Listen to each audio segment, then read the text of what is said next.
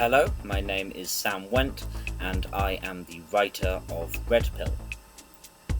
Red Pill is the story of Chris, who is a lonely young man, a little bit nerdy, who is in love with his best friend.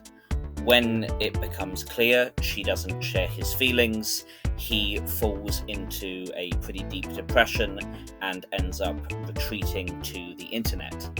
At the same time, a new, let's call it a movement, is gaining prominence online. This is Gamergate, which is a deeply misogynistic reaction to the presence of women in the video game industry that gets very quickly taken over by a group of neo-Nazis and used to radicalize a large number of mostly young men and eventually morph into the alt-right.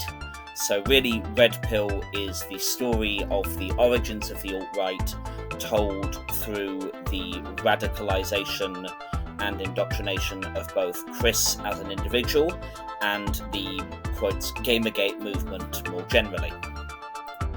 I got rejected and I got very sad, but a few weeks after this, when I was starting to pull myself out, I had a conversation with a friend, and she said that for a while back there, she was worried I was going to fall down the online misogyny alt-right rabbit hole. And my initial reaction to this was to be quite offended, to be honest, because how could she think I would ever do this?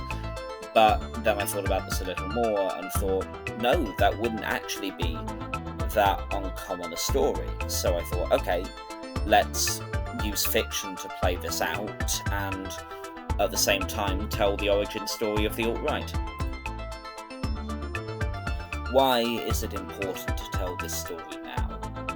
This is an interesting question because when I wrote the first draft of the script in 2018, I was worried we wouldn't be able to produce it in time for it to still be relevant.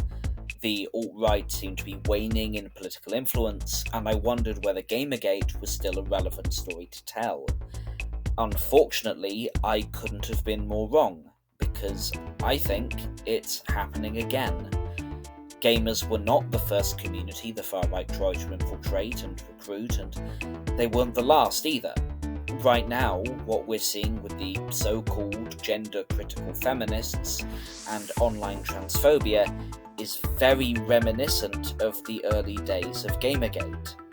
This is a growing reactionary movement of very online people that is being visibly infiltrated by the far right. We're seeing figures who a few years ago would have probably called themselves progressives now willing to work with open neo-Nazis and giving those neo-Nazis access to their audience who could then easily become radicalized themselves.